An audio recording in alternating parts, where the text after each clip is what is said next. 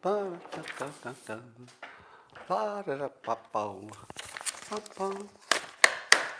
everybody, come on in, come on in. It's time. This will be one of the best ones ever of all time. It's not my fault either. It's just that the stories are fun and interesting today.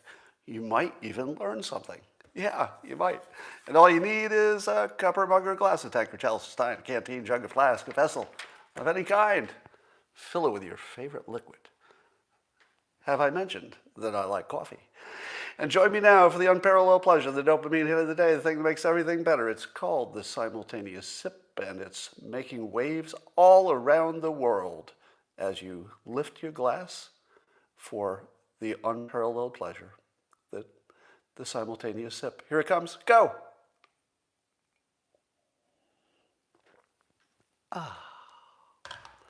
Just imagine, if you will, 7+ billion people doing the simultaneous sip all as one.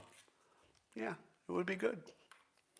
Well, here's the news today, and the first thing you're going to learn, Prince William was asked if the royal family is racist. Totally fair question. Hey, is your family racist? People were expecting him to say, yeah, we're totally. But no, he didn't go that way. Instead, he said that the royals are, quote, very much not a racist family. Very much not a racist. Now, have I taught you how to answer this question? I believe I have, because I've seen some people on Twitter who are all over this because it makes one of the most classic mistakes of persuasion you could ever make. Don't put, I'm not racist. Don't say, I'm not a serial killer. Don't say, I'm not an idiot, because the brain forgets the not part. It's the idiot part that they remember. So if somebody asks you, are you a racist family? The correct answer is, the royal family treats everybody as equally valuable and always will. Imagine that quote as opposed to, oh no, we're very much not racist. We're very much not racist. Nope. Pretty convincing, wasn't it? Never make this mistake that Prince William made. Now, what's interesting is, can you imagine any group of people who have had more media training and experience? Don't you assume that the royal family, especially the younger ones, have had actual legitimate media training about how to handle this stuff? And this is a pretty big mistake. It's interesting that it wasn't part of his training, or he didn't remember his training. I'm not sure. Here are the two people I would most like to interview. I'll probably do more interviews going forward, but only if I have a good reason. So sometime I'll probably interview some people. I definitely will interview some people coming up who have some books coming out. So those are always interesting. But here are the two people I would most like to interview, and on specific questions. I would like to interview AOC on nuclear energy. Just see where she's at on that. You might know that Michael Schellenberger testified yesterday on nuclear energy to the Senate Committee on Energy and Natural Resources. And his main message was that if we don't stop closing our nuclear plants, and if we don't start building new ones, especially with safer, newer technology, we're going to be in real trouble. We just won't have enough energy. So forget about the Green New Deal. We just won't have enough energy, just like Texas, just like California has experienced. So I would love to see AOC just take a strong position on nuclear energy, whether it's for or against. Because I feel like her opinion moves things. And I feel like her opinion is actually probably the right one. She just doesn't emphasize it much. And I believe that she's open to nuclear energy as a part of a solution. And wouldn't it be good to get her on record? Because it might be one of those things that everybody agrees on, right? We might as well find it would be the most important thing that everyone agrees on. Probably, right? Energy is really close to the top of concerns. So it's the most important thing that we actually probably pretty much agree on, weirdly. So we should put that on record, and maybe we can move in the right direction there. But in the positive sense, I think at least our government is pro-nuclear. Feels like it. I mean, I don't have a full sense of all of them, but it feels like the energy in our government is moving pro-nuclear. And again, I'm talking about the newer, safer technologies, even though the past has been pretty safe. I would also like to interview Bill Gates, specifically on Green New Deal and pandemic stuff. And the reason I'd like to interview him is that he needs help. He needs help communicating. And I think his blind spot is that he doesn't take critics seriously. In other words, if somebody criticizes him, he just sort of lets it lay out there. Now, on one hand, it is what makes him awesome. The fact that he is so, in my opinion, singularly focused on solutions, building toilets for Africa, figuring out how to get clean water in third world countries, solving malaria, stuff like this. I don't think he cares too much about the critics, but he should. And here's why. Because I think his voice is way more important than other voices, specifically because he's non-political. He's aggressively non-political, relatively, right? Everybody's a little bit political. But I would say he's probably the least overtly political person in the game, who's also the smartest, who also unambiguously has the world's interest, and even poor people specifically, in mind. And I think that because of whatever weird thing happens with his reputation, people think he's putting chips in you and he's trying to make money and sterilize Africa and all these things, that the fact that he doesn't bother defending against those claims, I think weakens his voice. And I think his voice should be stronger, not weakened. So he would be a perfect person for me to interview because I could help him with his communication strategy, which I think is lacking. You should see a video. If you haven't followed ZDogg, anybody follow ZDogg? Spelled letter Z, D-O-G-G. And he's a doctor who has an interesting talent stack. He's probably one of the best communicators ever, right? That's a big statement, right? But watch ZDogg explain anything complicated. He's just one of the best, clearest explainer of complicated stuff you'll ever see. So you should follow him. But he's talking in a recent video, I just saw, he was talking about how one virus might protect against another, as we're trying to figure out why is it exactly that the seasonal virus went to almost zero at the same time that the coronavirus was a pandemic? Like, why is it we didn't get both of those?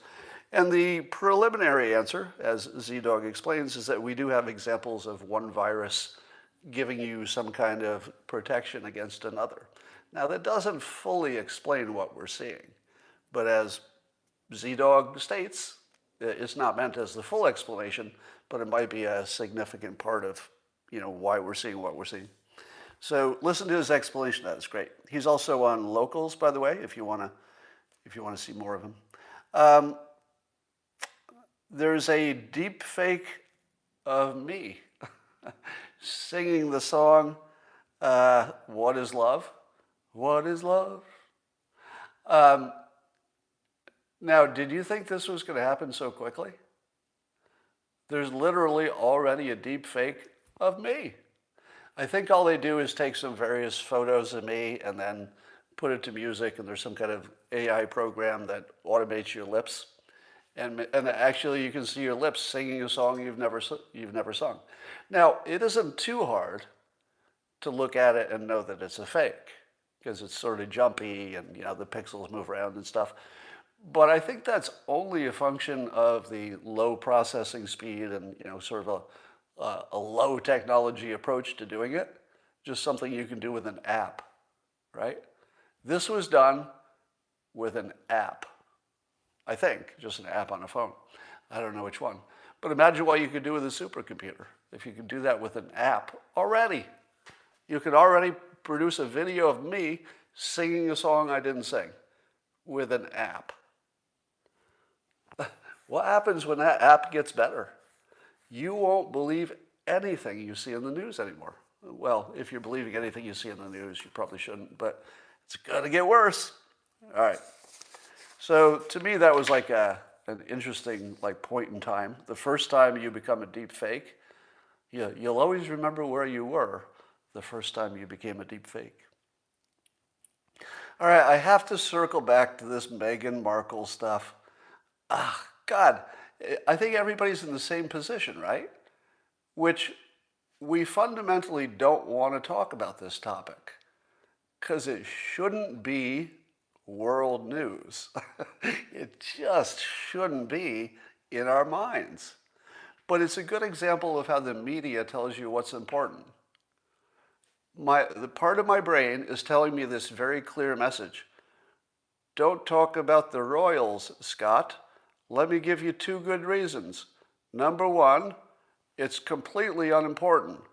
Number 2, you know your audience is not really too much about the royals, right? Pretty good reasons. It's not important, and you don't care. Now watch this.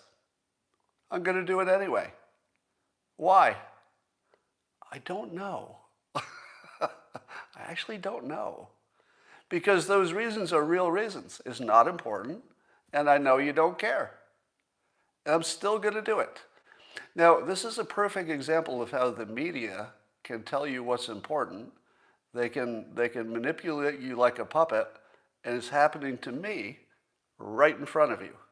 I am literally out of control. I'm going to talk about this thing I don't want to talk about because I'm on the puppet strings. This is how persuasion works sometimes. Sometimes you can feel it, and you know it's happening, and you know you think you have control over your body. You could just get up and walk away, but you don't. And if you haven't had that experience yet, of having your brain having 2 people in there, and they're just 2 people, and one says, you know, this is stupid, and the other one says, we're doing it, but you know it's stupid, we're doing it. Can't explain it. There is a theory that we only imagine we are one person, but that your brain is better framed. Here's a reframing for you that's a good one. It's better to reframe yourself as a bunch of competing, almost personalities, because there are different parts of your brain that have different interests. There's a part of your brain that's just afraid, and that part is saying, no, don't do it. There's a part of your brain that's logical and saying, I think this will work out. There's a part of your brain that only cares about, I don't know, your body. So you got all these different sort of opinions, if you will, that are almost like personalities. So thinking of yourself as a tribe which shares different parts of a brain is sort of a productive frame. I think you'll benefit from that. So this is what's happening. One part of my brain says don't do it. The other part says you're doing it. And that part won. So a good way to imagine your brain is competing voices, and sometimes one gets stronger. You don't know why all the time. All right, here's what I'm going to add to this story. Meghan Markle said, quote, that there were concerns and conversations about how dark his skin might be when he's born, talking about their baby, who I believe, if the news is right, would be something like 12% black. Now here's the first question. Were people really concerned about how dark a baby would be who is 12% black? Like, how dark could a baby be, right? We'll get to whether it's even appropriate to talk about it. But the first question is, what kind of a serious conversation do you have about a baby that's 12% black? Like, is there even a chance that kid would look black? Is that even a thing?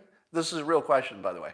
So it sounded like a statement in a question, but it's an actual question.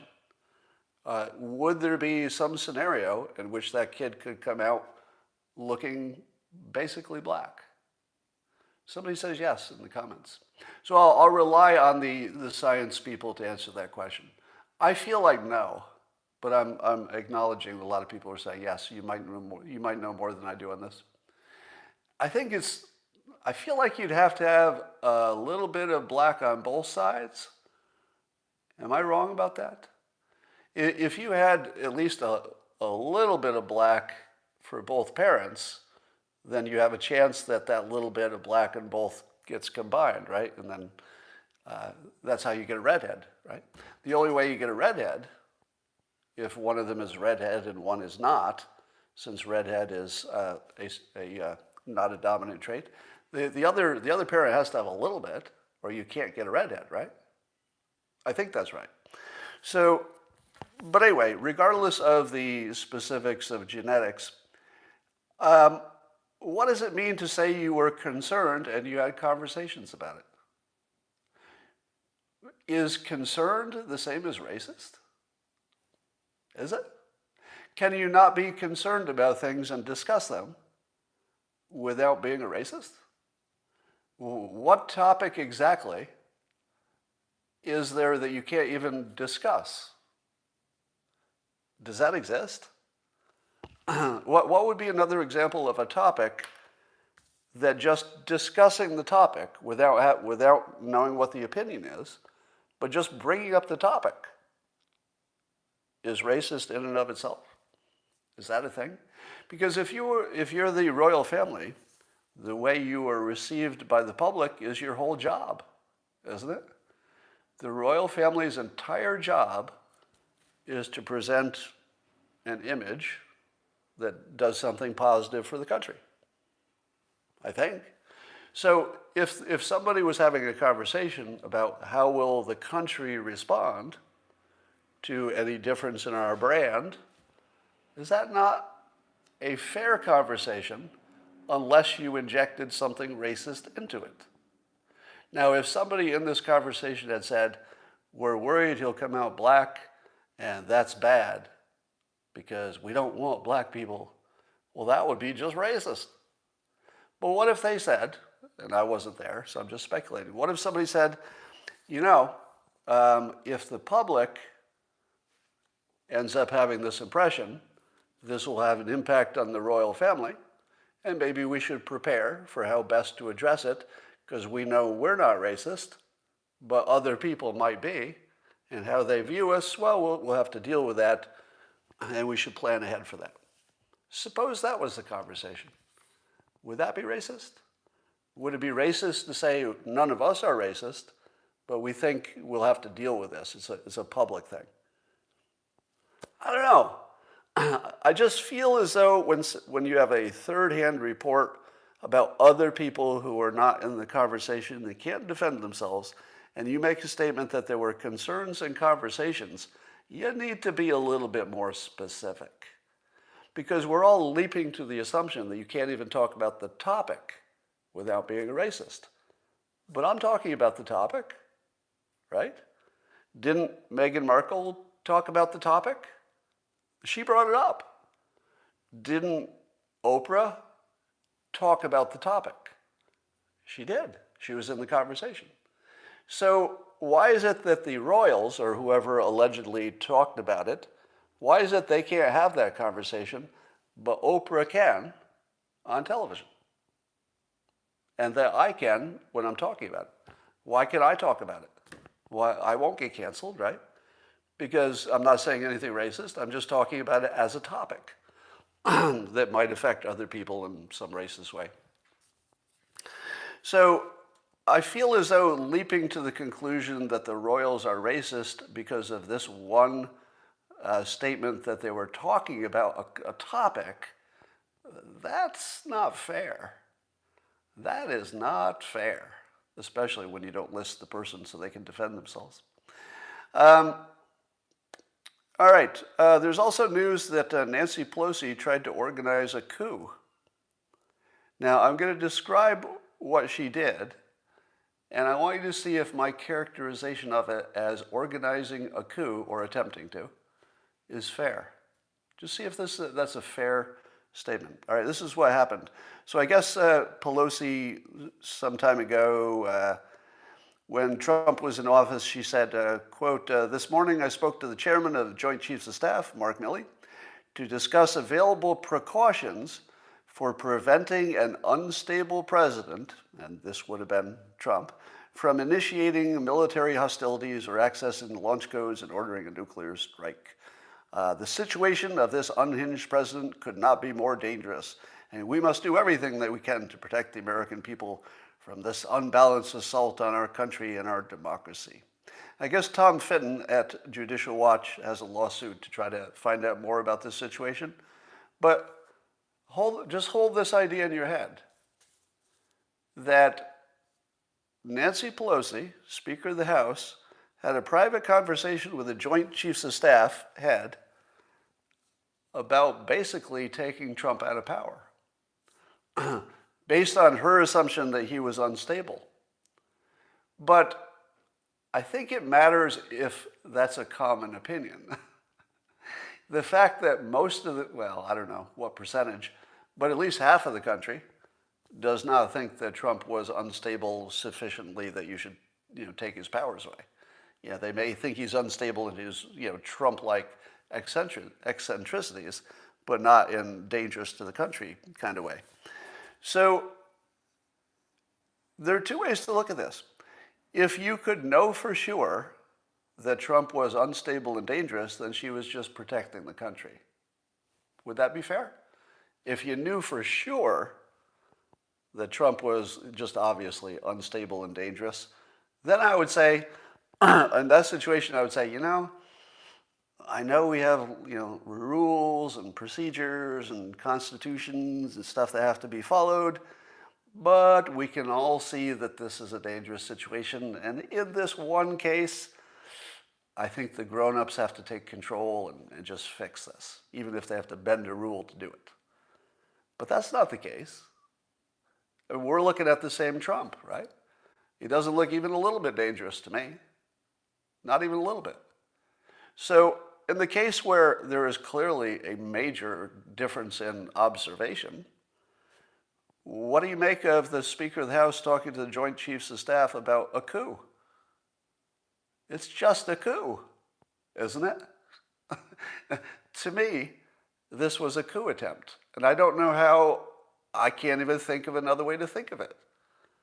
Because, and imagine the precedent. Imagine a precedent where one party, an obvious political enemy, can claim that the other one is unbalanced without any evidence that would suggest that whatsoever. At least nothing that would, be medically suggestive of it. And that the Joint Chiefs of Staff could just take control. She literally tried to organize a military coup. I feel like this really happened.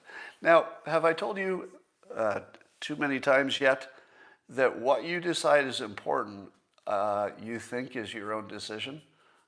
But it's not.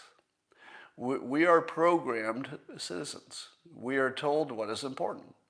And until the media, not just Fox News, but the larger media, until the media tells you it's a story that Pelosi organized a military coup, but it didn't work out, until they say that's a story, nobody will treat it seriously.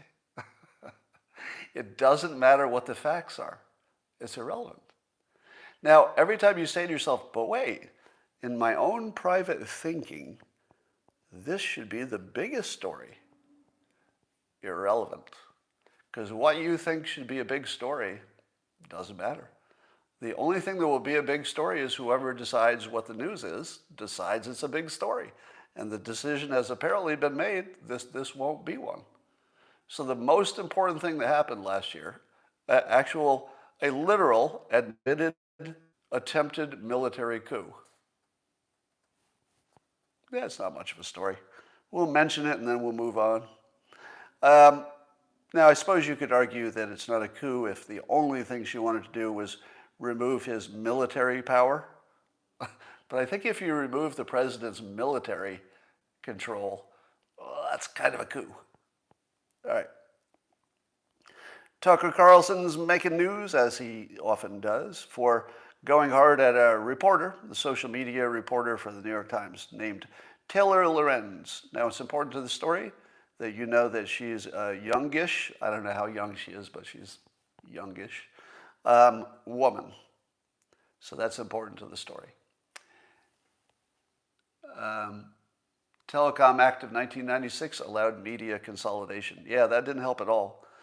So now the New York Times is pushing back and saying that attacking their reporter is not cool. And Tucker has pointed out, and this is why we love him, there are some things that, I swear to God, there's some things that only Tucker Carlson will say out loud. Right? There are things you're thinking, or maybe you say on social media, but there's some things that only he says out loud, and here's one of them. Reporters destroy people's lives as their job. Reporters destroy people's lives for a living. It's routine. It's the most common thing we see. As a reporter writes a story, destroys somebody's life. And Tucker says, quite reasonably, why doesn't it work the other way? Why can't we criticize you even if it destroys your life? Because you're in the business of destroying lives. Why is it not fair that you should also be the subject of that? Now, I haven't heard anybody else ever say it quite like that, but once he says it, I think to myself, well, yeah. Do you know how many individual reporters have attempted to destroy my life? Quite a few. Over 30 years, quite a few people have taken a swing at me to try to actually destroy my life. Now, if somebody went after one of those reporters, legitimately, right, with real complaints about real things that happened, and it happened to destroy their life, would I feel bad about that? Not really, because that's the game they got in, right? It's the same reason that I control how much I complain about my own critics, because I intentionally got into a job where you attract critics. So, that's part of something I accepted. All right, so we're watching that story. That's fun. Speaking of my critics, although I'm not sure this is a critic, so this is actually from somebody who is fairly objective, oddly enough. Somebody tried to put together my predictions over time to see how well I predicted. Now, I noted when I looked at the list of predictions, there are tons of predictions that aren't on there. And the ones I remember, of course, are the ones I got right. So the number of predictions I got right that are not on the list, and yet still claimed that the claim is that if I said something is 100% likely to happen, it comes true 73% of the time. Now, that's even lacking lots of the ones that I got right. Now, I don't remember too many times I've said 100% likelihood. And I feel as if maybe that was a judgment call. I don't know, because I make such a big deal about saying nothing's 100% that I'm not sure I really said a lot of things were 100%. Maybe I did. But I don't think you could, this is a tough thing to measure. So you'll see some predictions missing. But I like the fact that even the person who was doing the predictions noted that they appreciated my predictions in a falsifiable way, and I do it publicly. So you can see if I'm right or wrong, and I appreciate that. All right, here's a prediction I made, which is not on that list of predictions. And I don't know why some are not on it, but do you remember that I predicted on one of these live streams that when the pandemic first started and the vaccinations were first talked about, and I said that as soon as the vaccinations are given, you will see stories of somebody who died immediately after or had a medical complication. And I told you, you need to know that these are coming, and you need to ignore them, because when millions of people get a vaccination, it's guaranteed statistically some of them will die right after it, and you won't know why. Because people die, and often you don't know why. And so I told you, don't assume this means the vaccinations are deadly. Could be.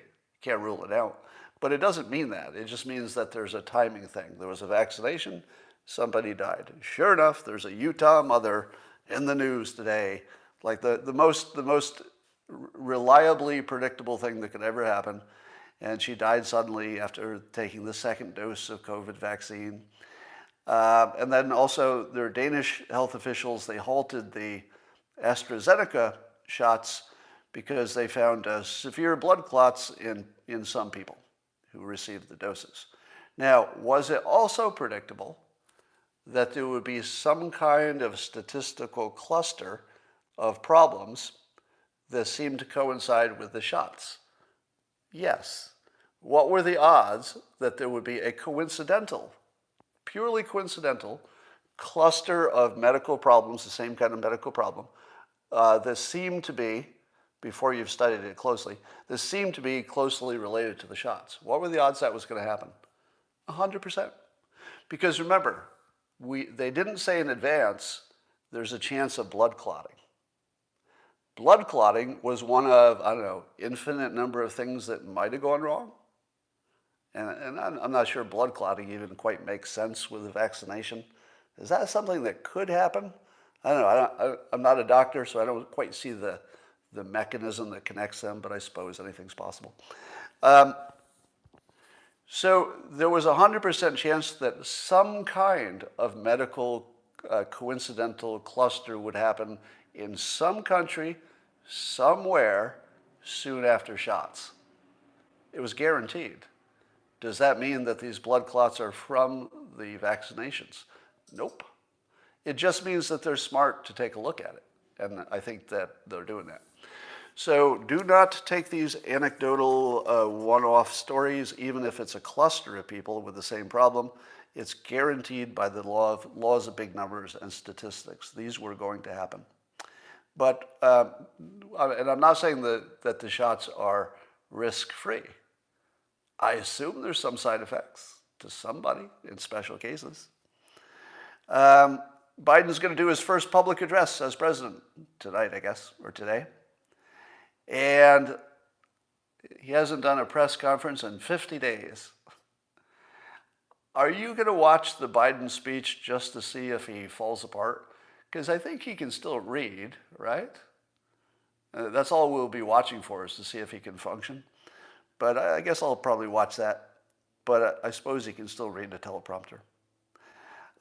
Looks like the public is, by a majority, happy about this COVID relief package.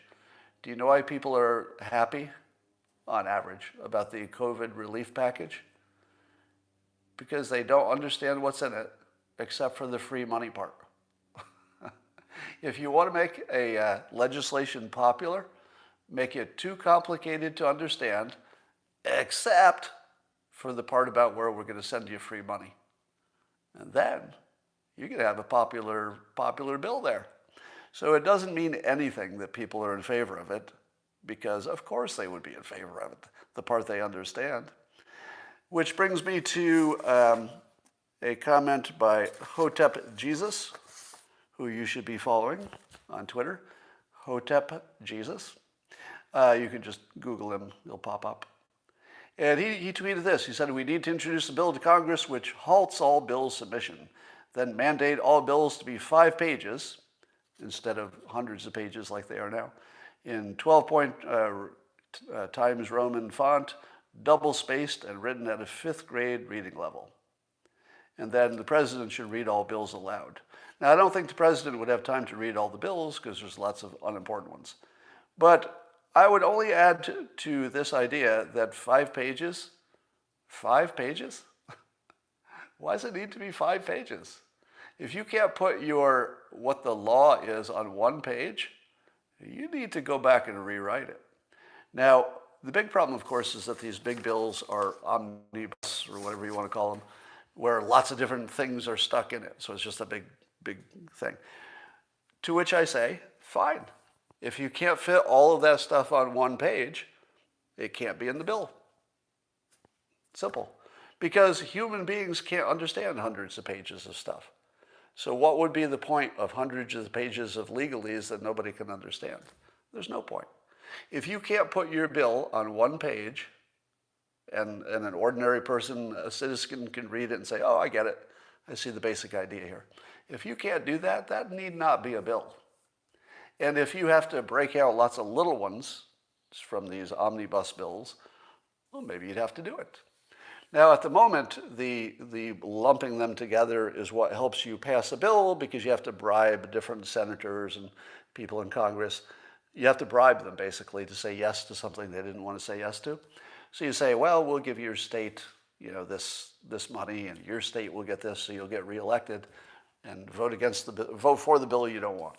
So that pork has a bribery function that is essential to the operation of our government. But if you had a one-page rule, it would kind of go away, because the one page would basically get the public involved. I would also say that when I start my new city, someday when I build a city from scratch, there are a few things that I will do. Number one, there will be no need for identification, because your face and your biometrics will always be your identification. So you'll never need a driver's license in my new city. Again, this imagines you could create a city where the federal government doesn't have control. I know that's not possible. Maybe it's an island. Maybe I'll start my city on the ocean 12 miles out. But another thing would be a law that says lawyers can't use legalese.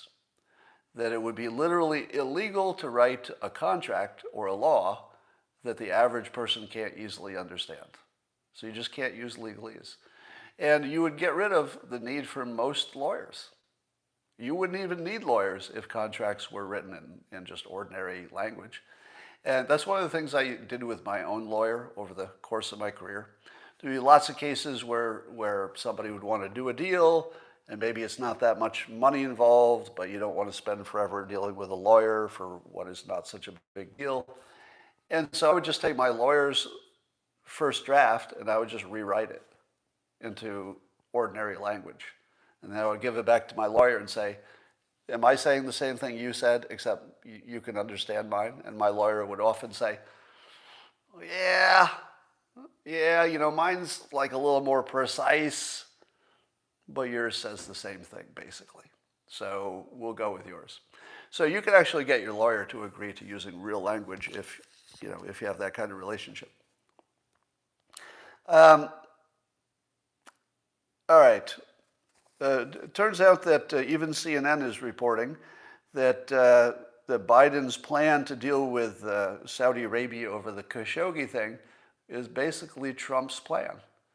So Biden is just adopting Trump's approach to Saudi Arabia, which is, penalizing some of the individuals with sanctions and stuff, but not punishing, MBS, the guy who ordered it. So here's another one of my predictions, right? And this prediction is not on my list of things I got right, but I'm getting it right as it goes. And that goes like this, that the longer Trump is out of office, the better he'll look, because Biden will be forced to do the same things that Trump did, kids in cages and the Saudi Arabia thing. There's going to be a whole bunch of stuff he does that's just going to prove Trump had the only solution, because he'll have to follow the same solution. And CNN also, finally, the K-File group within CNN is reporting on Governor Cuomo downplaying the nursing home deaths. So on their website, it's just one line. It's over on the right, the most de-emphasized part of the page, just one line of text, no picture, just a line of text over on the far right with some less important stories, but they're covering it, right? So we'll give them credit for covering it. They're certainly not emphasizing it, as Fox is emphasizing it every day. Senator Rand Paul introduced a bill to fund students instead of systems. What that means is, if a kid wanted to go to a different school than the public school, then the funding that the school gets would move with the child to a private school, for example. Now that would create competition in schools, and it would be the biggest step toward dismantling systemic racism. Because as you know, the teachers' unions are the source of most systemic racism that lingers in this country. And the reason is that if you fixed education, then that doesn't fix every form of systemic racism, but it does make it a lot less important. You know, if every black person in this country can get a good education, which is certainly not the case right now, it goes a long way toward making things look better for everybody, right? So fixing the teachers' unions, which are the source of bad schooling, because they make it impossible to have competition. But Senator Rand Paul would try to break that logjam with this bill. They would give funding to the students instead of the system. And I will say the same thing I've been saying a number of times. Are there only 2 senators? Because I thought there were like 100, right? But why is it that anything that happens that's worth a damn comes from the same 2 people? If it doesn't come from Rand Paul, it comes from Tom Cotton. Am I wrong? I feel like there's only two people who are even trying to do work. Like it just feels like the rest of them aren't even trying or something. How many senators have you never even heard their names? What the hell are they doing? Right? So Rand Paul taking on, like I said, biggest problem in the country, or one of them, right? The school situation. Tom Cotton taking on China in a number of different ways. One of the biggest problems in the world. Who else is doing anything? Ted Cruz, actually. Yeah, Ted Cruz also. He does emerge as somebody doing actual things. But it's kind of amazing, isn't it? Why would you go through all the trouble to get elected and go to Congress or go to the Senate, and then you don't do much? Somebody says Taylor Greene's doing a lot. Well, Josh Hawley, you could throw him in the mix. He's making some noise. But it does. The point stands. There are only a handful of people who are doing anything. I would like to throw in this tip for you. Remember, I told you that every live stream I'll try to tell you something that's useful. I told you about how not to use the word "not" when you're denying some claim. So you got that. But I would like to add this. If you're trying to build your skill stack, your talent stack, the most accessible skill is success. Meaning that if you were, and this describes me perfectly, at about the age of 12, I said to myself, wait a minute, why are some people successful and some are not? And I asked myself, is it technique? Are some people just using a different technique? Or is it just luck? Is it just pure luck? And it didn't look to me like pure luck. It looked to me, and I started following the stories of successful people. And whenever there was any story in the press, even as a child, anybody who was successful, I'd read that story, like every word of it. Say, okay, what's the pattern? What did they do? And then later, as I got a little older, if there'd be a book about how to succeed, I'd read it. Tip on how to succeed, I'd read it. It turns out, it does take some work. I mean, you'd have to read the books, you'd have to find out which ones to read, etc. But there is no more accessible skill than success. And since that's sort of a domain that I've wandered into, people's on success, how to have a better strategy, how to know what is bullshit and what isn't, how to have a system, not a goal, how to build your talent stack. So since I'm mostly dealing in this self-help realm, it occurred to me that there's some number of people who live their entire life not knowing that success is a learnable skill. Now, I'm not saying that everything I tell you has to be like the last word on what to do to be successful, although I think it's a good start. I'm saying that if you take it as your mission to find out the body of work around what works and what doesn't, what is successful, what isn't, and you make that as sort of a part of your system.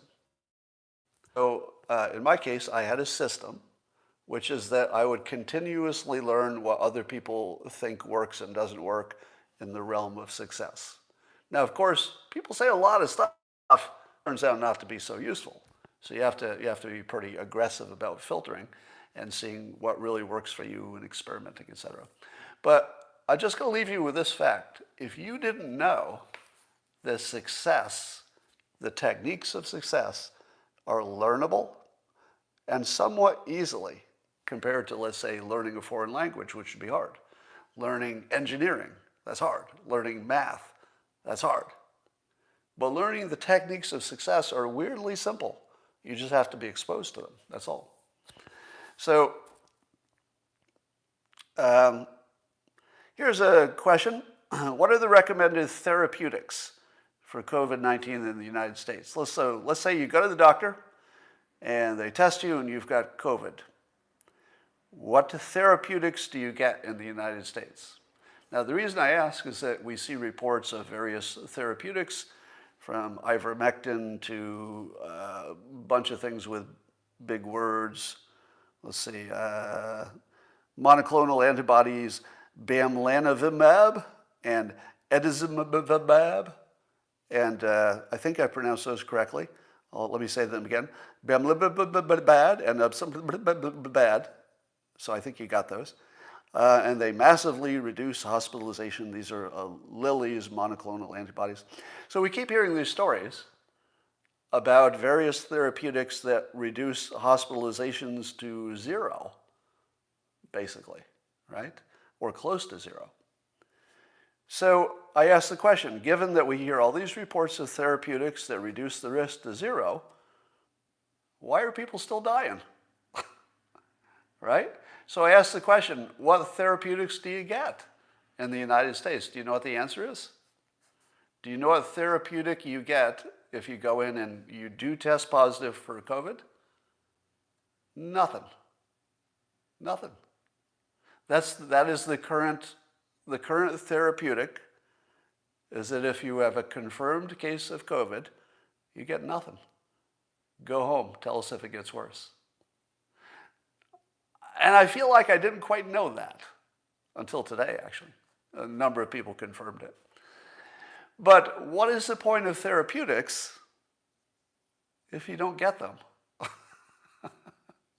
Now, I'm assuming that when people come in with worse symptoms, or maybe if they have some comorbidities, that the doctor or the hospital will be a little bit more aggressive in getting into some of these. But correct me if I'm wrong, don't most of the therapeutics have this quality to them? If you don't get it really soon, it doesn't help as much. Because I think there are a number of therapeutics that aren't so good when you're close to death, but are terrific if you get it early, right? But we don't give them to people early. Why? Is it because the ivermectin doesn't work, or these monoclonal things? Is it because we don't have enough? Is there some place where we could say, okay, 100% of the people who come in with any kind of comorbidity, even if it's just a little overweight, we're going to give you these monoclonal antibodies, we're going to give you ivermectin, and basically take all the people who are at risk and just eliminate the risk? Couldn't we? Is it just a supply problem? Is that it? Somebody says insurance is the reason. I can't confirm that that would be true, but I wouldn't rule it out. I would not rule out a distorting effect from insurance. I'm not going to make that claim, but I think you'd have to look at that for sure. Yeah, and of course, people are saying there's not enough money in therapeutics, et cetera. I don't know that that's the case. There's a reason that they're made. The companies that make the therapeutics didn't make them not to be used, so they want them to be used. All right. So I feel as if we could almost say the therapeutics, we don't use them until they're too late, in many cases. But the study that said these Lilly monoclonal antibodies were successful, it took about 5 minutes for Anatoly Lubarsky, one of my favorite skeptics, to weigh in to say that the study's not very good. Often have you heard this? There's a study that shows that something or something helps with the coronavirus, and 5 minutes later, it's not a very good study. So even I could recognize that it wasn't a very powerful study, meaning that there weren't enough people to feel that you got the right answer. But so it's a little weak, just so you know. Michael Mina, who's been the one most advocating the quick, cheap tests, which are not legal in the United States because the FDA requires a prescription to get a test, and I think reporting is still required. Two things which almost prove that our FDA is corrupt. We just don't know who at the FDA or what kind of corruption it is. But I think we can conclude at this point that the FDA has a corruption problem. And the rapid testing thing just shows it as clearly as you could possibly show it. Now, I'm open to a counter argument. If the FDA would like to argue that they have reasons for these having a prescription and reporting requirement, if there are reasons, I'd like to hear them. But short of hearing the reasons, you have to assume corruption at the FDA. But Michael Mina announced a massive public health research study with Citibank. And if I have this right, they're going to use, just in a test scenario, they're going to test these rapid tests on, I think, probably just Citibank employees for a while and see if it makes a difference. I don't know if it's Citibank employees only. But the point is that there's going to be some testing on this, and it will be harder for the FDA to say no. This could be really, really important for future pandemics, and maybe it helps us mop up a little at the end of this one. But we should have been doing this a year ago. We really should have. Let's talk about the George Floyd trial. So Jack Posobiec is reporting on this. I don't know who else is reporting on it. I feel like the only thing I'm seeing about the trial is from Jack. And he tweeted today, I don't know who needs to hear this, but nearly every potential juror called in the George Floyd case testified that they were terrified of being doxxed and their families threatened if they served on the jury. You should just stop the trial now. We should stop the trial. You got to stop the trial. This is not fair. Because somebody is going to say yes to serving on this jury, and I don't think they should. I feel as if this situation is just not fair to the poor citizens who are just trying to do their civic duty and to do a trial. Stop the trial. Stop it right now. Move it. Maybe move it somewhere where people would be less concerned. But man, if nearly every potential jury has this fear, the people who don't have the fear and maybe say yes to serving, either means they're going to vote they already know they're going to vote to convict, which is worst possible scenario, or they're not aware enough to know that they're in danger. And you don't want that person making life and death decisions either, right? You should stop this trial right away. In the same way, here's something I've told you before, that you don't decide what your product is. The customer tells you what business you're in. So if you think you're providing one kind of service or product, but your customers keep asking for something that's a little different, and then you start giving that thing that's a little different, that's the business you're in. You're in that business. Your customers decided what business you're in by telling you that's what they need, and then you just move to that business. I think we have to apply some of that thinking to this trial. Normally, the court system tells us what the trial is. And the court system says, we've got this system, it's a jury of your peers, it's going to work with these rules. And that's good. That normally works. But what happened here already is that the customers, in this case the jurors, just changed the product. They just told you this isn't the product. The product that the court system thinks they're selling, in a figurative sense, is some kind of fair justice system that's like every other fair trial we've had. This isn't like that. This is dangerous to the jurors. This is really dangerous to the jurors, and it needs to be stopped.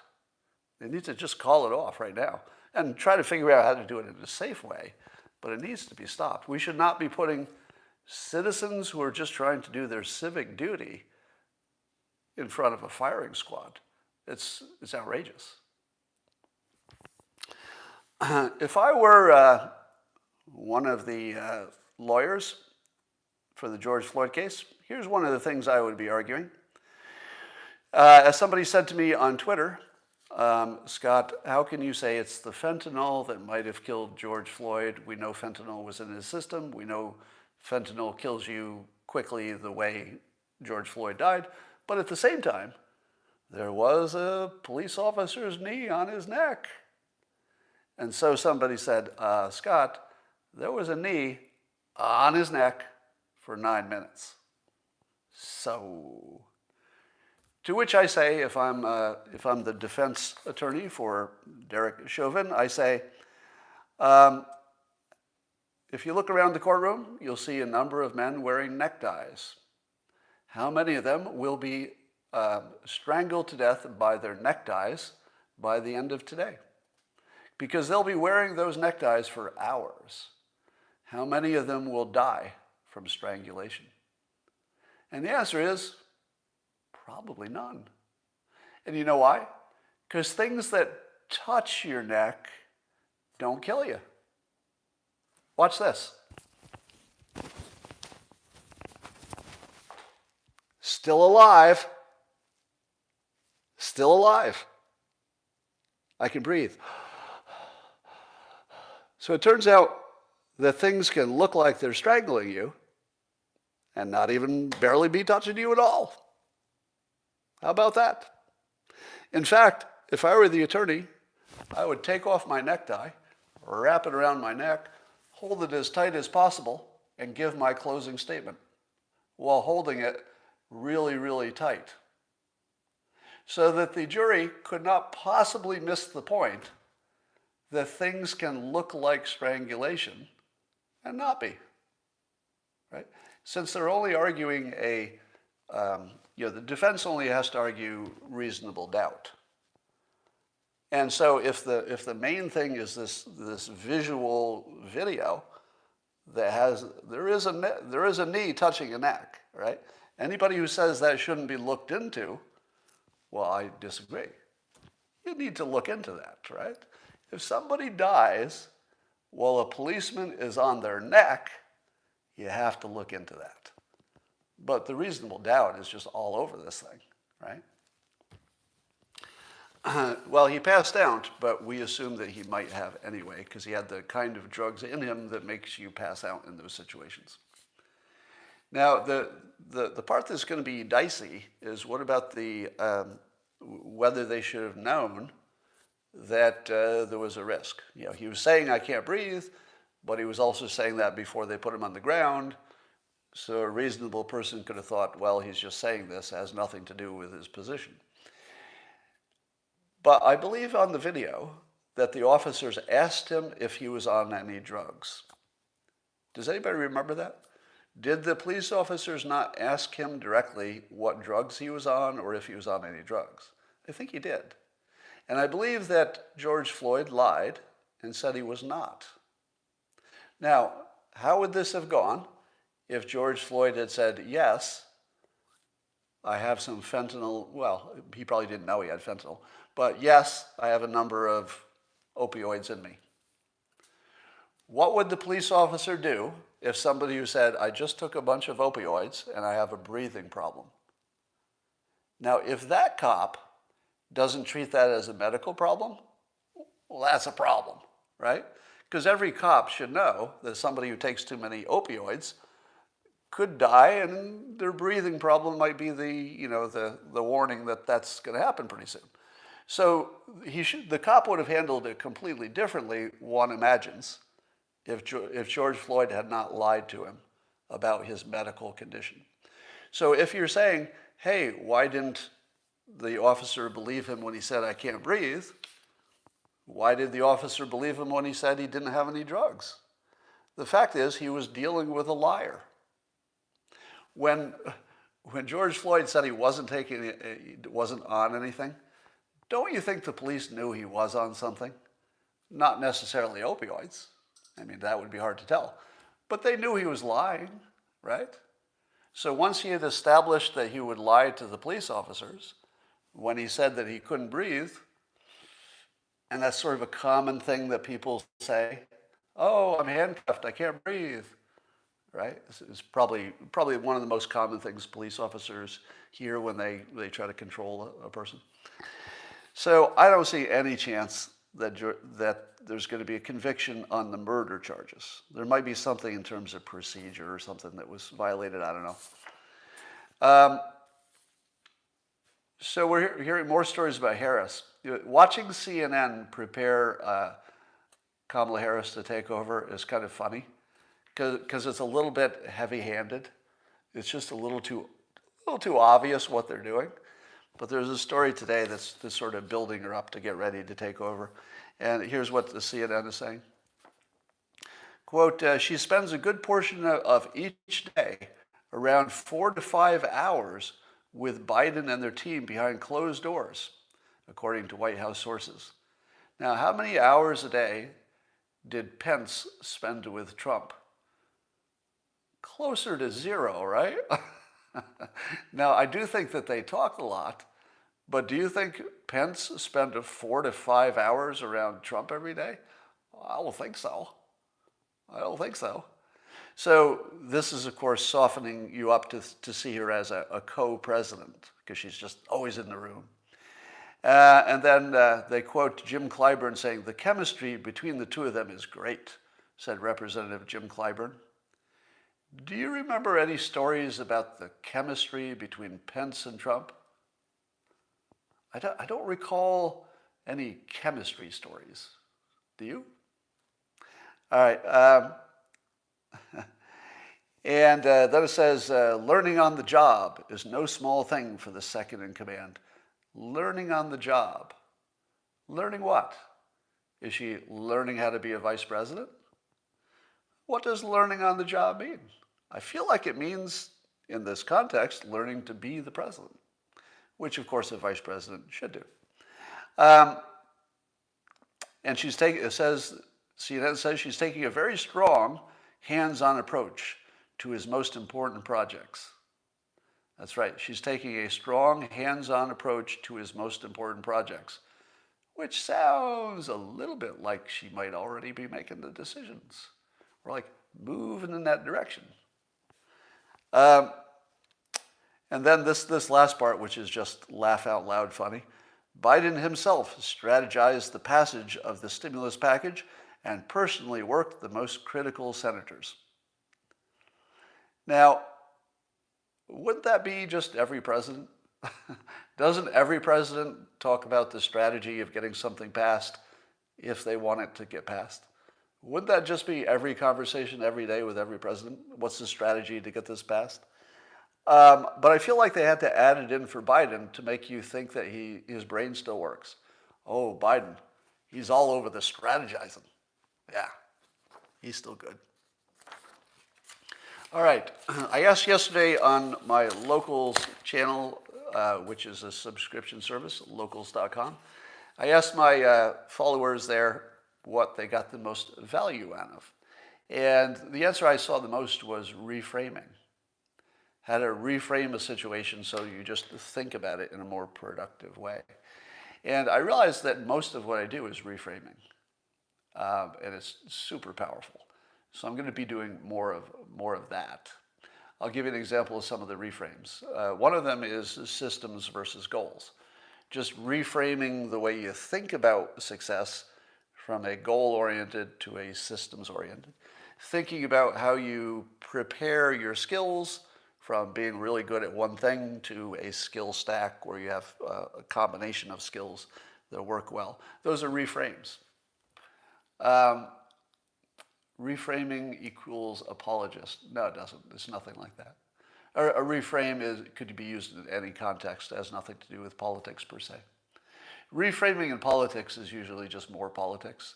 But reframing about success or how you look at the world, that's useful. Harris is heirs to the military-industrial yeah, I see what you're saying there. Reframe success. Well, you know, there are lots of components within success that will be reframed, and I will reframe Biden. Well, I don't think that of reframing so much in terms of a person. I think of reframing in terms of how you visualize things, or how you imagine things in your head.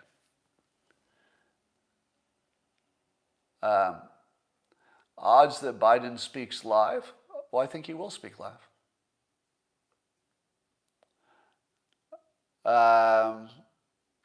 I met if warm kiss ready to go.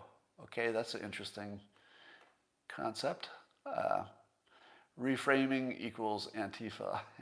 Yeah, Antifa did a clever reframing where by calling themselves anti-fascist, you can't be against them without being a fascist. So that was pretty clever. That's more persuasion than framing, I think.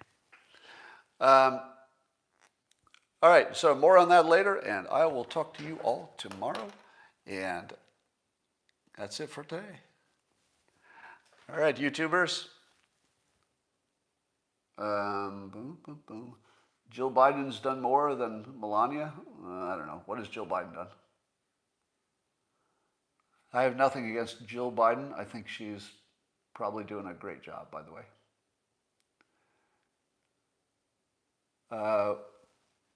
Question on Jen Psaki.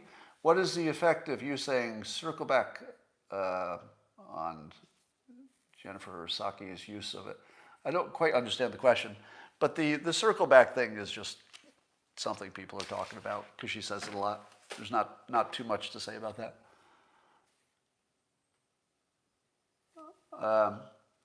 Let's see, I want to see that comment again. Yeah, I don't understand the question, SAW 700, so ask it a different way.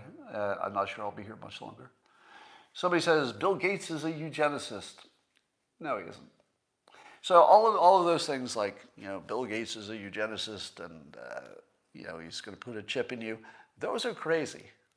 Those are crazy. And they're so far from being a rational opinion that it almost has to be seen as mental illness of some kind, some mild kind of mental illness, where you imagine that the guy who's literally doing the most to help the world is actually some kind of a devil character. I mean, that's a weird, it's kind of mental illness, but I don't know what I would call it per se. Somebody says Scott Adams is a toad. Perfectly reasonable opinion.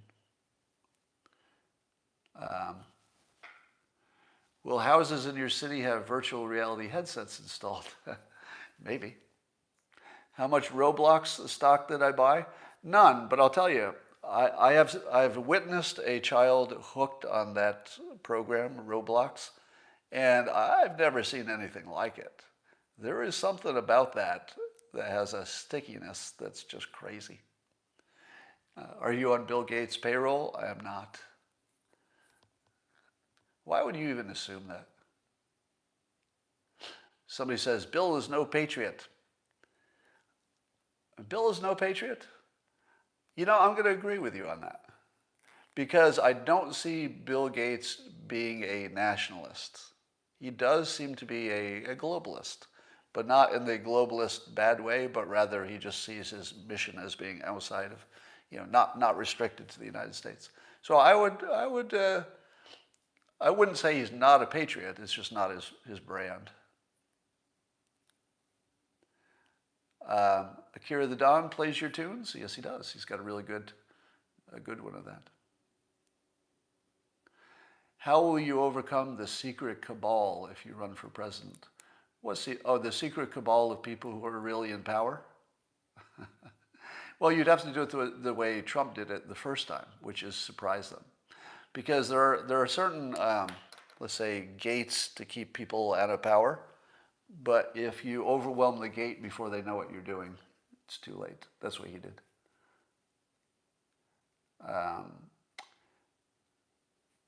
Who paid for the fraud? I don't know what you're talking about. Have you experienced telepathy? Not that I'm aware of. I've experienced things that have that sensation. Why let nerds, who are by definition socially inept, run society? Well, you're talking about Bill Gates, right? I would say that Bill Gates does a really good job of sticking to the things that Bill Gates is good at, which is looking at complicated situations and trying to simplify them and figure out what's a good strategy. If you could tell me there's somebody better at that, maybe Elon Musk, right? Maybe Jeff Bezos. There are a handful of people you'd say, okay, are really good at this, looking at complicated things and picking out what's important. That's what he does. If he told you how to have good manners or something, you'd be the wrong person. Are you interested in power structures? Interested, sure. I don't know what that means. Do you go to AA? No. Why do you ask? Is it because I say that alcohol is poison? By the way, that's another reframe. Somebody said that it was helpful in stopping drinking. That just saying that alcohol is poison and just repeating it whenever you see alcohol makes it so. All right, that's all for now, and I'll talk to you tomorrow.